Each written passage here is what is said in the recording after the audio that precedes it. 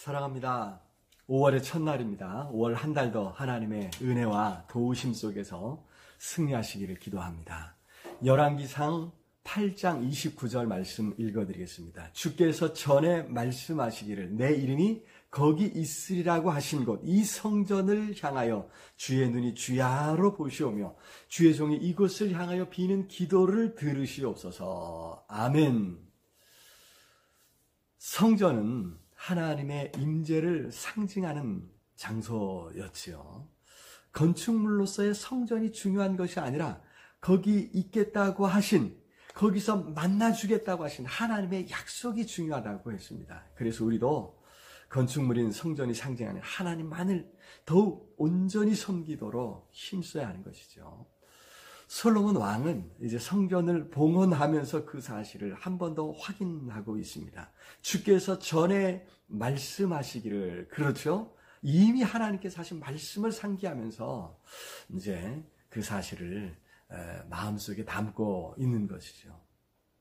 그런데 여기서 우리는 아주 중요한 사실을 한 가지 발견하게 되는데, 성전이 하나님의 관심이 집중된 곳이라고 하는 사실입니다. 이 성전을 향하여 주의 눈이 주야로 보시오며, 그렇습니다. 하나님은 거기 성전이 하나님의 이름으로 일컬어지는 곳이기에, 하나님의 전이라고 일컬어지기에 그곳에 관심을 기울이신다고 하는 사실입니다. 옛날 성전을 대체하는 신학시대의 중요한 기반이 바로 교회죠.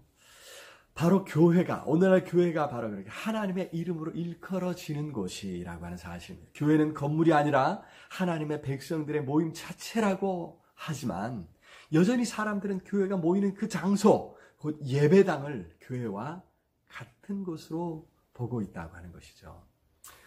우리는 하나님의 자녀들로서 끊임없이 우리 교회의 정체성을 확인하고 예배당과 같지 않다고 하는 사실을 기억해야 하지만, 그렇게 모이는 유형의 예배당 또한 소중히 여겨야 한다고 하는 사실입니다. 그래서 우리는 그곳 예배당에 모이기를 힘써하고 거기서 행하는 세상을 향한 많은 사역들을 계속해 가야 하고, 그곳에 모여서 드리던 예배가 회복되기를 힘써야 될 줄로 믿습니다. 코로나19 사태로 무너진 예배 모임을 다시 회복하도록 힘써야 되는 것이죠.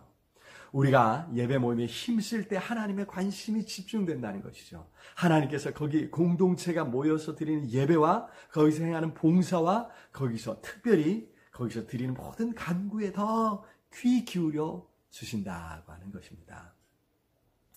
내가 깊은 곳에서 주를 불러 아뢰니 주여 나의 간구를 들어주심 바라고 보좌 앞에 나가니 은혜 내려주소서.